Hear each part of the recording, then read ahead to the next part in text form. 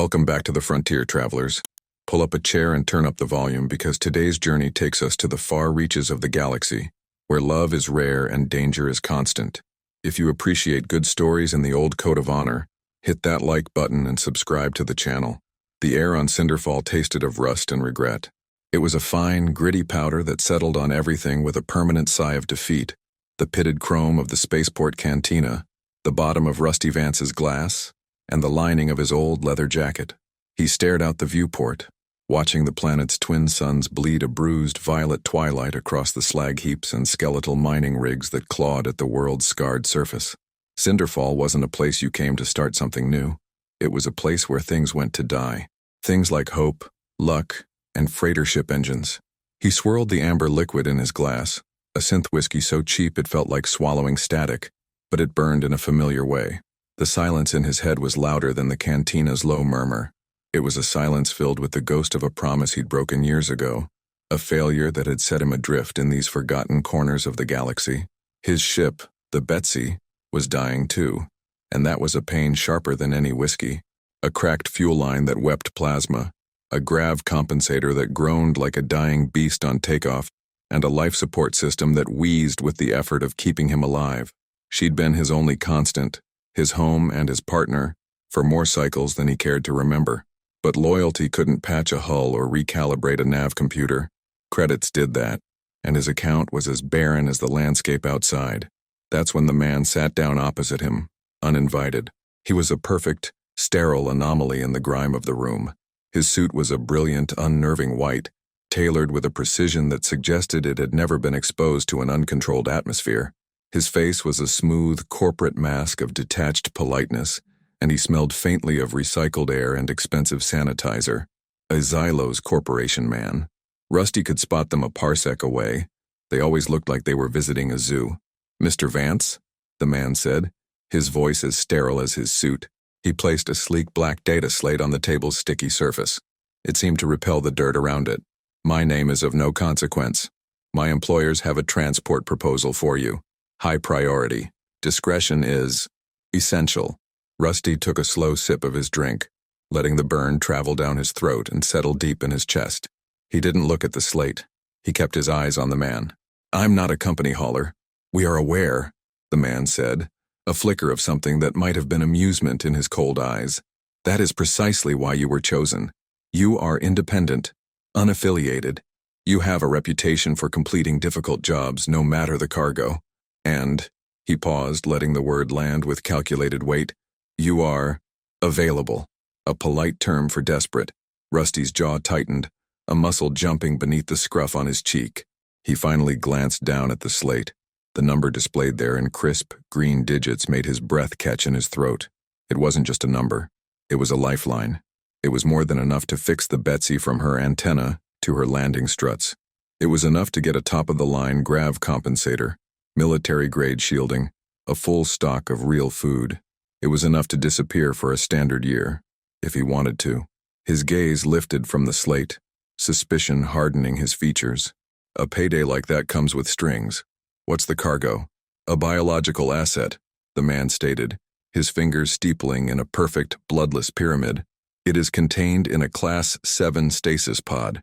Your sole responsibilities are to transport it from our orbital facility here to our corporate headquarters on Viridian Prime. You will not deviate from the pre-approved flight path. You will not engage with unauthorized vessels. And under absolutely no circumstances are you to tamper with the pod's seals." He leaned forward slightly, his voice dropping. "The asset is volatile." The word hung in the air, heavy and charged. Volatile. A ghost of a memory flickered in Rusty's mind. Another high-stakes job, another promise of a clean getaway. A promise he had broken, with consequences that still stalked him in the quiet hours between star systems. He shoved the memory down, burying it deep. "Volatile sounds like trouble," Rusty said, his voice a low gravel. "It's just cargo, Mr. Vance," the suit countered smoothly, leaning back. "Think of it as a box. A very valuable box that must be delivered unopened. The payment will be transferred to your account in 2 installments, half upon successful loading, half upon delivery." Rusty stared at the impossible number on the slate, then at the man's polished, empty face. Every instinct, honed by decades of navigating the galaxy's treacherous underbelly, screamed at him to get up and walk away. This was the kind of job that didn't end with a pilot collecting his pay. It ended with a ship mysteriously vanishing in a nebula. But then he thought of the Betsy's labored systems, the ship that was more a part of him than his own skin. He thought of the crushing, endless silence of his solitary life. This wasn't a choice between right and wrong. It was a choice between a slow death and a fast one. He slid the slate back across the table. Tell your people to have it on the landing pad in an hour. You actually took the job, didn't you? The voice was feminine, synthesized, and dripping with enough disapproval to corrode a bulkhead. It came from the ship's main console, echoing through the cramped cockpit as Rusty strapped himself into the worn pilot's chair. "Morning to you too, Betsy," he grunted, running a calloused hand over his face. Below them, in the cargo hold, the stasis pod was now magnetically clamped to the deck. It was a gleaming white sarcophagus, cold and perfect, looking utterly alien amidst the ship's organized chaos of spare parts, coiled cables, and empty ration packs. "I've already analyzed the contract you uploaded," the ship's AI continued, her voice sharp. "The non-disclosure clauses alone could get you spaced in 5 different corporate sectors. Biological asset? Volatile? Rusty, this stinks worse than that Griven ale you spilled in my primary coolant vent 2 years ago, and I still remember that."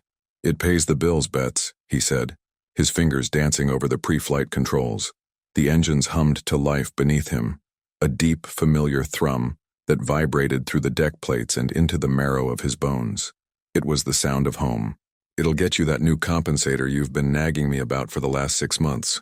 Flattery will not disable my warning protocols," she retorted, though he could hear a softer tone in her processors, a synthesized flicker of concern. "Just be careful. My internal diagnostics are picking up unusual energy signatures from that pod. It's drawing a low, steady power stream directly from my core. It's listening." The jump to light speed was a violent, beautiful smear of cosmic color. The dust of Cinderfall was gone, replaced by the endless velvet black of the void, pinpricked with the cold, indifferent fire of distant stars. For days the journey was a familiar routine of silence and solitude. Rusty ran maintenance checks, charted their course through stellar nurseries, and tried to ignore the silent white object in his hold. He filled the silence with his one true luxury: music. The raw electric wail of a guitar from a long-dead Earth artist named Hendrix bled from the cockpit speakers. It was a sound of soul, of pain and passion, and raw humanity. Everything the cold, sterile pod was not. But even the screaming guitar couldn't drown out the question that gnawed at him day and night. What was inside? The corporate suit's warning echoed in his mind. Volatile. They wouldn't pay this kind of money for lab equipment or rare alien flora. This was something else. Something they wanted kept hidden. Something, or someone, they considered dangerous. On the 5th day, adrift in the shimmering, chaotic currents of the Hadron anomaly, he couldn't take it anymore. The curiosity was an itch deep under his skin, a splinter working its way into his soul. It was the same damned feeling that had led him to his broken promise, the catastrophic failure that had cost him everything and sent him running to the galaxy's edge. He'd sworn to himself then, in the smoking wreckage of his life, that he'd never let his heart override his head again. He'd become a freighter pilot. Simple cargo. Point A to point B. No attachments, no questions. "I know what you're thinking." Betsy's voice cut through a mournful blues riff. "Don't do it, Rusty. Let sleeping dogs lie. Or sleeping, volatile, power-siphoning biological assets." He ignored her, unclipping his harness and striding from the cockpit. The grated metal corridor led him to the cargo bay. The stasis pod hummed with a low resonant energy that seemed to vibrate in his teeth. It was locked with a biometric seal and a corporate-grade encryption that would take a master slicer a week to bypass. But Rusty Vance wasn't a slicer. He was a mechanic. He knew how things worked, and more importantly, how to make them stop working. He knelt and popped a maintenance panel on the side of the pod, his tools moving with the practiced, economic grace of a surgeon. He bypassed relays, rerouted power couplings, and with a grunt of effort, manually disengaged the magnetic locking clamps. It was a crude, forceful violation, an act of mechanical savagery, but it worked. With a loud, sharp hiss of decompressing atmosphere, the seals gave way. A cloud of cryogenic mist billowed out, rolling across the deck plates like a phantom tide. It was freezing cold, clinging to his boots and stealing the warmth from the air. For a long moment, Rusty saw nothing but the swirling white vapor. Then, as it slowly cleared, he saw her. It wasn't a monster. It wasn't a weapon. It was a woman. She lay on a bed of translucent white gel, utterly still, as if carved from marble. Her skin seemed to shimmer with a faint internal light, the color of moonlight on still water.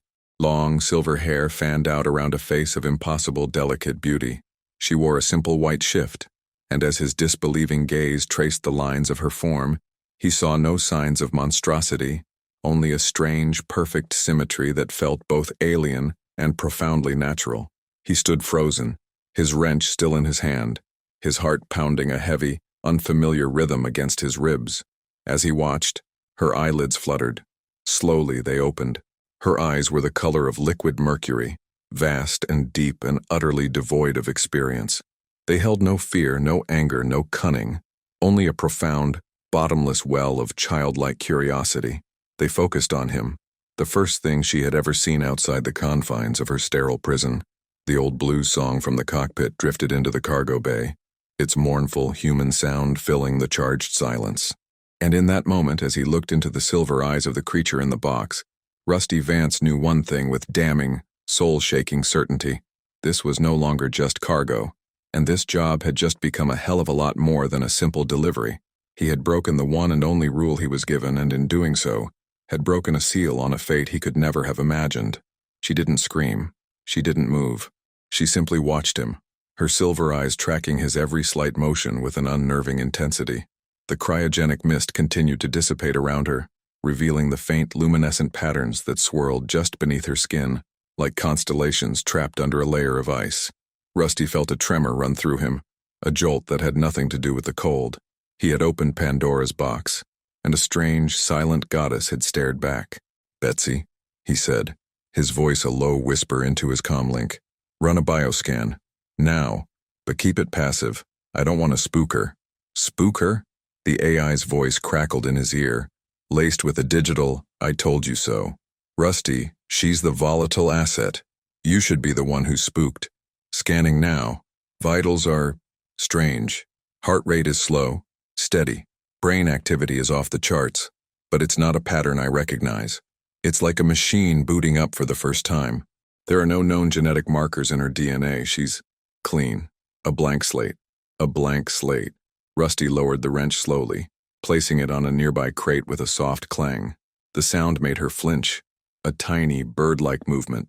He held up his hands, palms open, an ancient gesture of peace he wasn't even aware he was making. "It's okay," he said, his voice softer than he'd intended. "I'm not going to hurt you." She tilted her head, a gesture of pure, unadulterated curiosity. Her silver eyes narrowed slightly, not in suspicion but in concentration, as if she were parsing the sounds, tasting their meaning. She pushed herself up slowly, her movements fluid and graceful, yet tinged with the awkwardness of someone unused to their own limbs. The white shift she wore clung to a form that was slender but strong, built with an unnerving perfection. "Who are you?" The words were a ghost of a sound, a breathy whisper that seemed to cost her immense effort.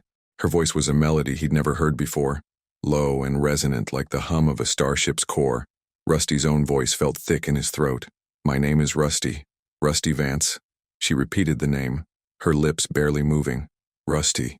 It sounded alien and new on her tongue. She looked around the cargo bay, at the grease-stained walls, the stacked crates, the tangled nests of power conduits. Her gaze was wide, absorbing everything. "What is this place?" "This is my ship," he said, taking a cautious step closer. "The Betsy." He gestured vaguely at the ceiling. "We're in space." The word space seemed to resonate with her. She looked past him, through the open hatchway toward the cockpit, catching a glimpse of the viewport. The Hadron anomaly was a swirling vortex of cosmic dust and incandescent gases, a celestial watercolor of emerald, sapphire, and gold. Her silver eyes widened, reflecting the nebular light. A genuine breathtaking awe bloomed on her face. It was the first real expression he'd seen from her, and it hit him with the force of a micrometeorite. She had never seen the stars. "I need to know your name," he said gently. "What do they call you?" She looked back at him, the awe replaced by a flicker of confusion. "They called me Asset 734. She touched her own chest, as if identifying the label. A key. Asset 734. A number. A tool. A cold rage, sudden and unfamiliar, coiled in Rusty's gut. He thought of the men in their sterile white suits, of their detached voices and their fat credit sticks. They had created this beautiful living thing only to lock it in a box and ship it like a piece of hardware. "That's not a name," he said, his voice firm. "That's a designation. You need a real name." He thought for a moment, the mournful blues track from the cockpit still playing softly in the background. The music spoke of old rivers, of forgotten highways, of women with names that tasted of honey and whiskey. He looked at her silver hair and otherworldly grace. A name came to him, unbidden. Sylariss. She tested the word, just as she had his own name. Sylariss. A small, hesitant smile touched her lips. It was a fragile, uncertain thing, but it transformed her face, lighting it from within. "I like it." Over the next few days, a strange and quiet routine developed. Sylariss was a creature of infinite curiosity. She was a child in a woman's body, exploring the cramped confines of the Betsy with wide-eyed wonder. Rusty showed her how the nutrient dispenser worked, how to cycle the small atmospheric shower. He watched, half amused and half concerned, as she spent an entire hour staring at the swirling patterns in a mug of hot synth coffee. He found himself talking more than he had in years. He explained what stars were, what planets were, what the void was. He tried to describe the feel of rain, the smell of real soil, the taste of an apple. To her, these were just words, abstract concepts. Her entire existence had been a white room, a nutrient drip, and the silent hum of a stasis pod. His music became their common language. He played her everything from his collection. The raw power of Led Zeppelin made her stand perfectly still, her head tilted, as if she could feel the vibration of the strings in her bones. The soulful melancholy of B.B. King brought a strange sadness to her eyes, though she couldn't explain the emotion. "Why does it hurt?" she asked one evening, as the mournful notes of a lone harmonica filled the cockpit. They were sitting in the two command chairs, the starfield a silent, glittering tapestry before them. "It's the blues," Rusty said, looking out at the endless black. "It's not supposed to feel good. It's supposed to feel real. It's about loss, about hard times, about making promises you can't keep." The last words came out before he could stop them. They hung in the air between them, heavy and cold. Sylariss turned her gaze from the stars to him. Her perception was unnerving. It was as if she could see the shape of the words, the ghosts of memory that clung to them. "You made a promise." It wasn't a question. Rusty's hands tightened on the controls. He didn't answer for a long time. The ship hummed around them, a steady, comforting presence. "A long time ago," he finally said, his voice rough, "I was supposed to transport a family, refugees from a corporate war on Cygnus X1. A man, his wife, their little girl. The pay was good, but the risk was high. I promised them I'd get them to the outer rim, to safety." He fell silent, the memory a physical weight in his chest. "We were ambushed by corporate enforcers, the same kind of people who hired me for this job. They wanted the father. He was a scientist who knew too much. I made a choice. To run. To save my ship, to save my own skin. I jettisoned their passenger module to create a decoy." He closed his eyes, but he could still see the small face of the little girl, pressed against the porthole, watching him fly away. The memory was seared into the back of his eyelids. That's the broken promise. I saved myself, but I lost whatever part of me mattered. He finally looked at her. He expected to see judgment in her silver eyes, or perhaps pity. Instead, he saw a profound, empathetic sorrow. She reached out, her cool, slender fingers gently touching the back of his hand where it rested on the console. Her touch was like starlight, light and yet incredibly present. An odd warmth spread from the point of contact, a sensation that went deeper than his skin. Suddenly, the ship's console flashed red. An alarm blared, jarring and violent. "Proximity alert," Betsy's voice shouted, cutting through the moment. "Unidentified vessel closing fast. It's running dark, no transponder, but its energy signature is massive. It's military grade, Rusty." Rusty's blood ran cold. He slammed his hand on the controls, his body reacting with pure instinct. "Evasive maneuvers. Now!" On the main screen, a ship materialized from the swirling dust of the nebula. It was a predator, sleek and black as obsidian, bristling with weapon emplacements. Its design was jagged and cruel, like a shard of broken glass. Rusty recognized the profile.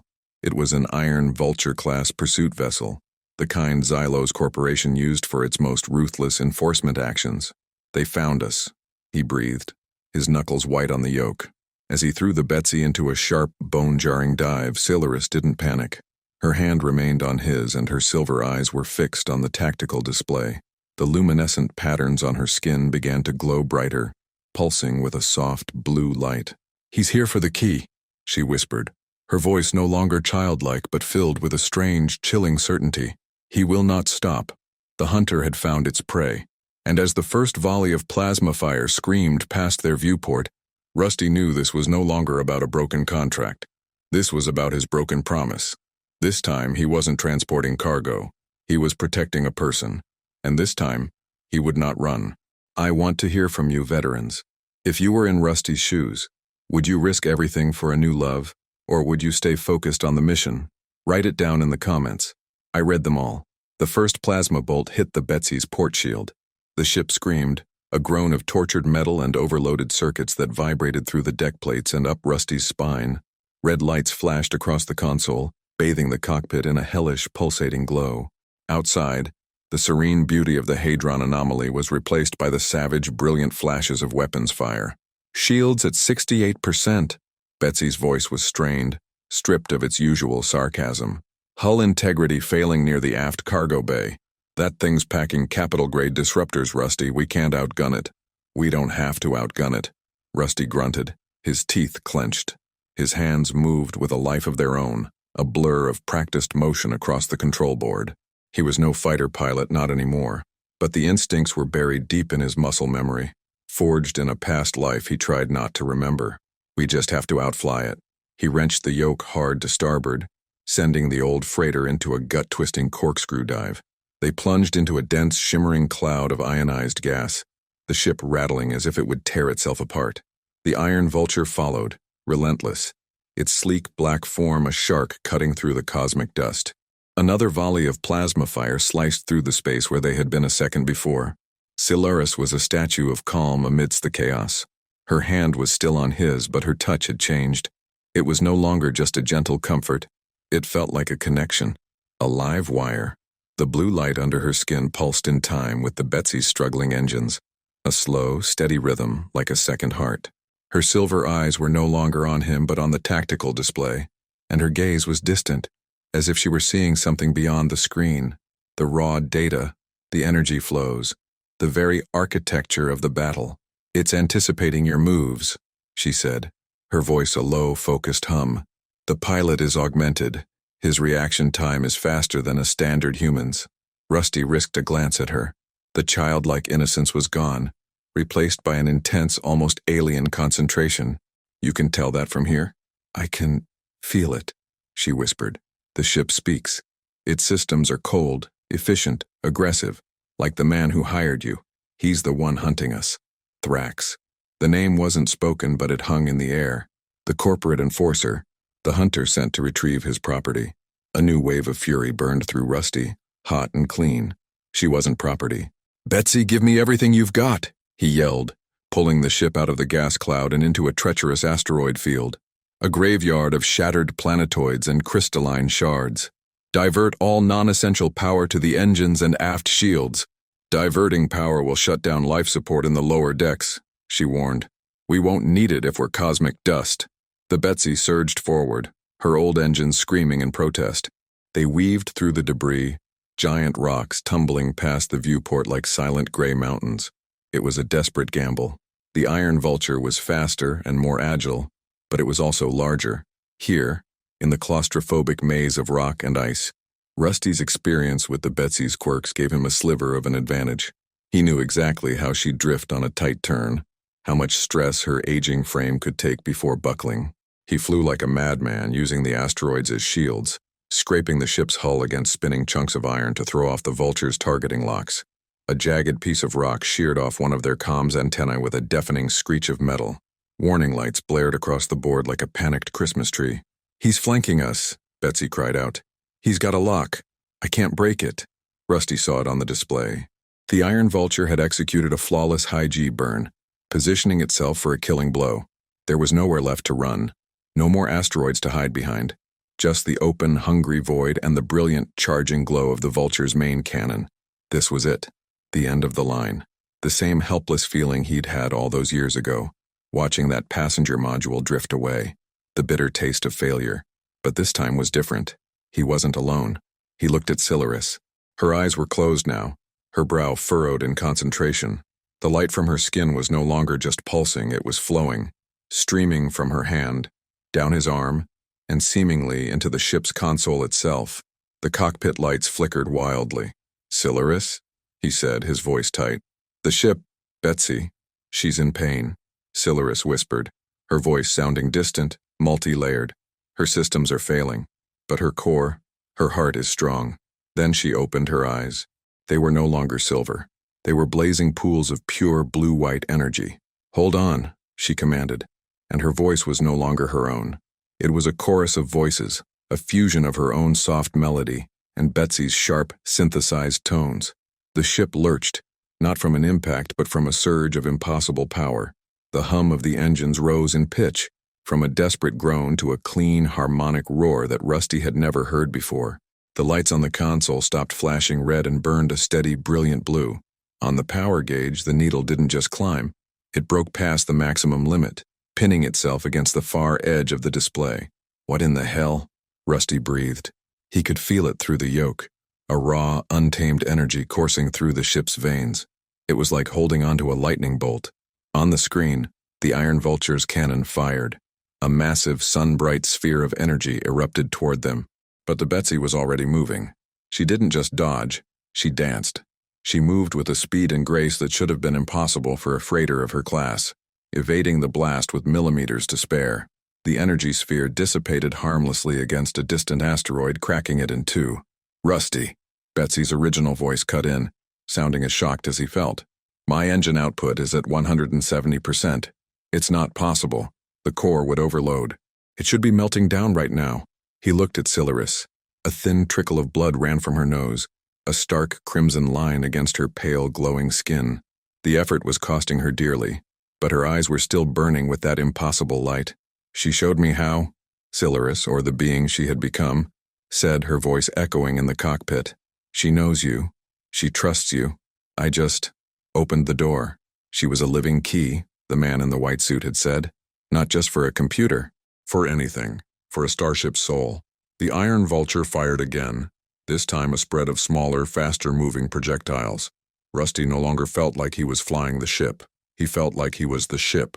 Every instinct was amplified, every reaction instantaneous. He sent them into a flat spin, the projectiles zipping past them, and then, using the momentum, he slingshotted the Betsy around a massive, rotating moonlet. For a moment, they were out of the Vulture's line of sight. "Now!" he yelled, though he wasn't sure who he was yelling to. He pushed the throttle to its breaking point. The ship didn't just accelerate, it seemed to fold space, launching forward with a force that pressed him deep into his chair. They shot out from behind the moonlet and plunged back into the swirling colors of the nebula. He looked at the tactical display. The Iron Vulture was momentarily confused, scanning the asteroid field, but it would find them again in moments. They had a head start, nothing more. "Plot a jump," he ordered, his voice ragged. "Anywhere. The most chaotic, uncharted system you can find. Somewhere a corporate ship would never go." "Plotting a course for the Ophian sector," Betsy replied, her voice still tinged with awe. "Specifically Ophian 7. It's an outlaw haven. No official government, no extradition treaties. We'll be a needle in a haystack of needles. Do it." As the nav computer began its calculations for the jump, the impossible power surge began to fade. The engine's roar subsided to its familiar labored groan. The console lights returned to their normal amber and green. He glanced at Sylariss. The brilliant light in her eyes had receded, leaving them their normal, mercurial silver. The glow under her skin dimmed. She slumped in her chair, exhausted, a sheen of sweat on her brow. She looked at the blood on her lip with a detached curiosity, as if it belonged to someone else. "Are you okay?" he asked, his own adrenaline starting to wane, leaving a deep, bone-weary exhaustion in its place. She gave him a weak, tired smile. I think so. Betsy is tired. The mission was over. There was no way he was taking her to Viridian Prime now. Delivering her to Xylos wasn't just a betrayal, it was handing them a weapon of unimaginable power. He looked at her, this strange, wonderful, terrifying woman who had just saved their lives by merging with the soul of his ship. He had opened that pod to answer a question, and in doing so, had found an answer to a much older one. The broken promise had been about running away, about saving himself. This was about standing his ground. It wasn't about credits anymore. It wasn't even about saving the Betsy. It was about redemption. The countdown for the jump to lightspeed began to chime. He reached over and gently wiped the blood from her face with his thumb. "Get some rest, Sylariss," he said softly. "When you wake up, we're going to be free." As the stars stretched into streaks of light, Rusty Vance made a new promise, not to a client but to the woman beside him, and to the ghost of the man he used to be. This time, he would not break it. The air on Ophion 7 was thick with the smell of ozone, cheap booze, and desperation. Acid rain fell in a steady, corrosive drizzle from a perpetually slate-gray sky, hissing as it hit the puddles of iridescent sludge that coated the streets of the outlaw port, known as the Gutter. Buildings were haphazard stacks of scavenged hull plating and rusted girders, lit by the flickering neon of seedy bars and black-market tech shops. It was a perfect place to disappear. It was also a perfect place to die. Rusty had landed the battered Betsy in a clandestine hangar bay, owned by a hulking four-armed mechanic named Jakaran, an old contact who asked no questions as long as the credit chips were authentic. Now, huddled under the flimsy awning of a noodle stand, Rusty watched the Gutter's denizens scurry through the rain. Every shadow seemed to hold a threat, every face a potential enemy. Sylariss stood beside him, a dark hooded cloak obscuring her luminescent features. She was silent, absorbing the chaotic, overwhelming sensory input of her first planet, the cacophony of alien languages, the sizzle of the rain, the smell of fried fungus and leaking fuel cells. For her, it was an entire universe compressed into a single, wretched city block. "This is your plan?" Her voice was a quiet murmur under the hood. "To hide here?" "Not hide," Rusty corrected, his eyes scanning the crowds. "Disappear. There's a data broker in that tower."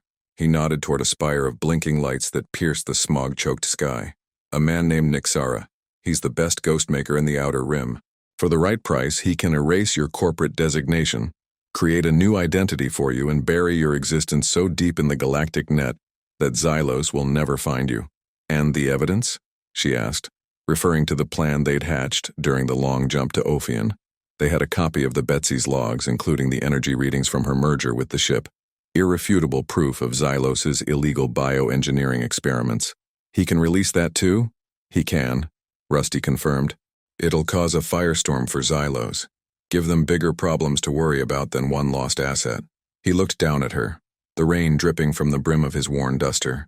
"It will make you free, Sylariss. Truly free. You could start a life here, or anywhere." The unspoken question hung between them. A life without me. The thought left a hollow ache in his chest, an emptiness that felt colder than the acid rain. Suddenly, a series of concussive booms echoed through the street. People screamed and scattered. Down the block, a trio of heavily armored corporate enforcers in Xylos's stark white and black armor were marching through the chaos, their plasma rifles raised. They weren't searching, they were advancing with purpose.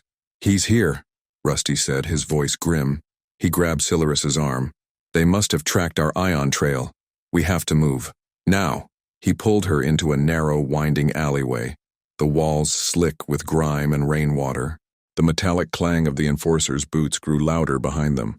They were being herded. This wasn't a search party.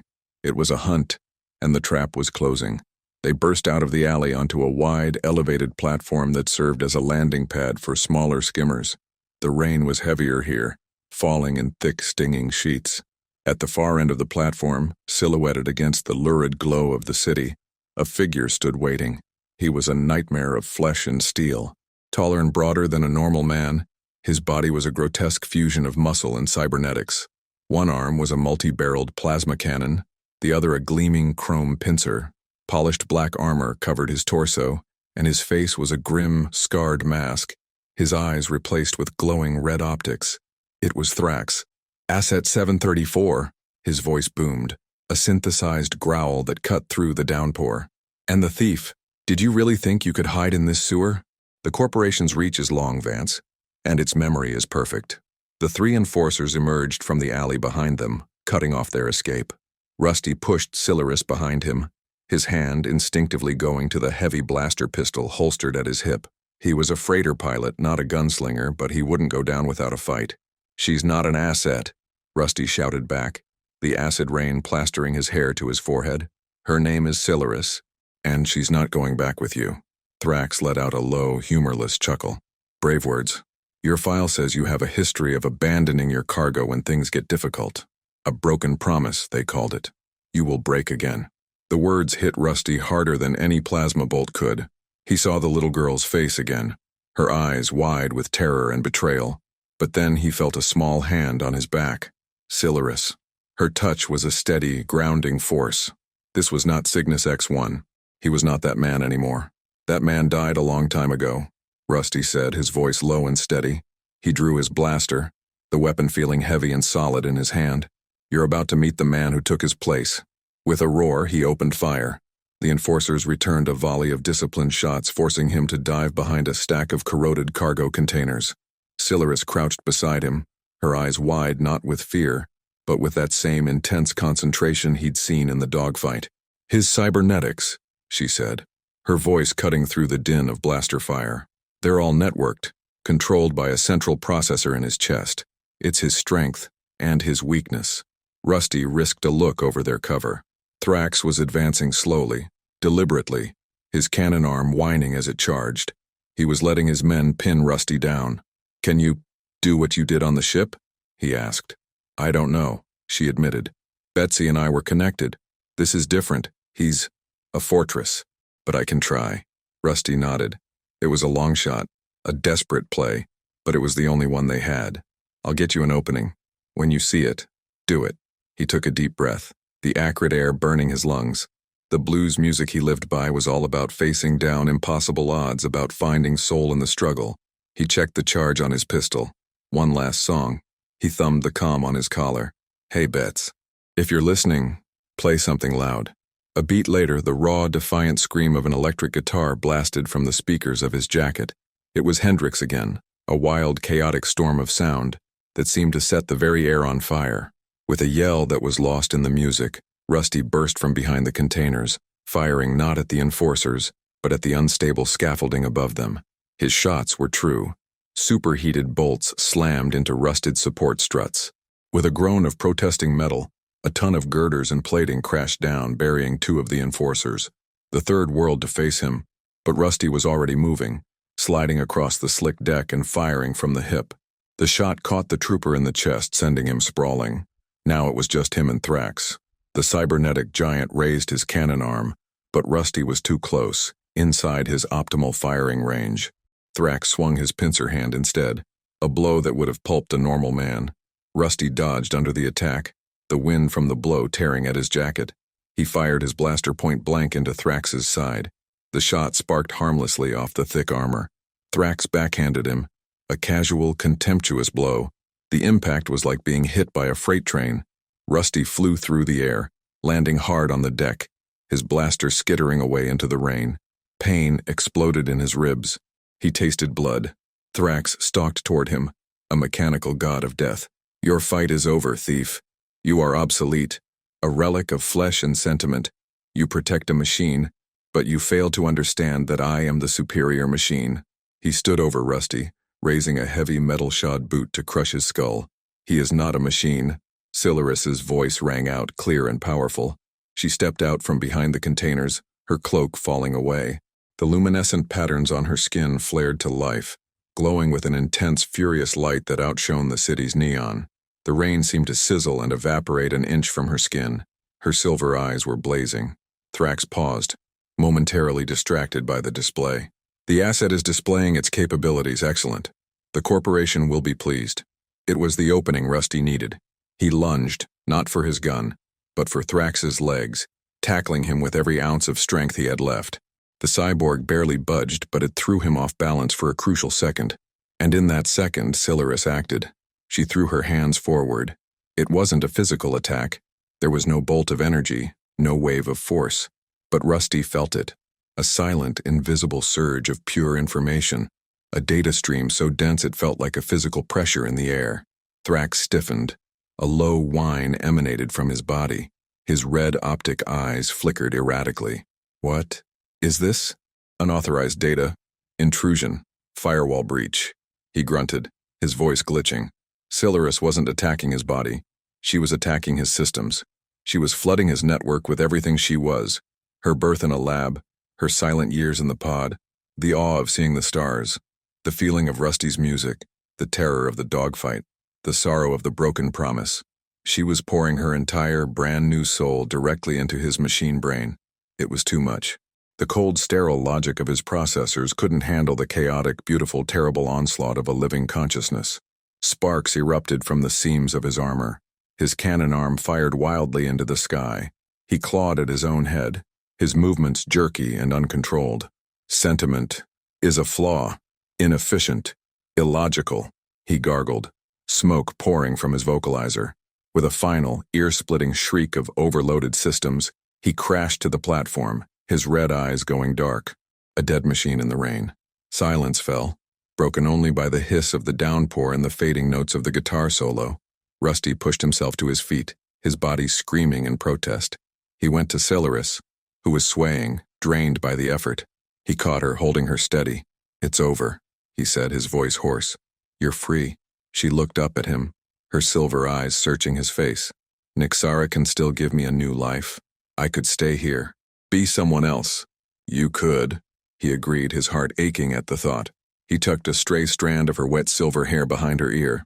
"Or, there's a whole galaxy out there. Old ships break down. They need mechanics. And they get lonely." A slow smile spread across her face. A real and radiant thing that pushed back the gloom of the city. She didn't need to answer. She simply took his hand, her fingers lacing with his. Her choice was made. He led her back toward the hangar, leaving the dead machine and the wreckage of their past behind them. The road ahead was uncertain, filled with danger, and the long shadow of the Xylos Corporation. But for the first time in a very long time, Rusty Vance wasn't running from a broken promise. He was walking toward a new one. And he wasn't walking alone. True honor isn't found in never falling, but in rising after a fall to defend something greater than yourself. Redemption isn't a destination, it's a journey you choose to take, even if it means breaking every rule you once lived by. The road is long and lonely, but it's better when we travel together. If this story touched you, subscribe and share it with a friend who appreciates the old code of honor.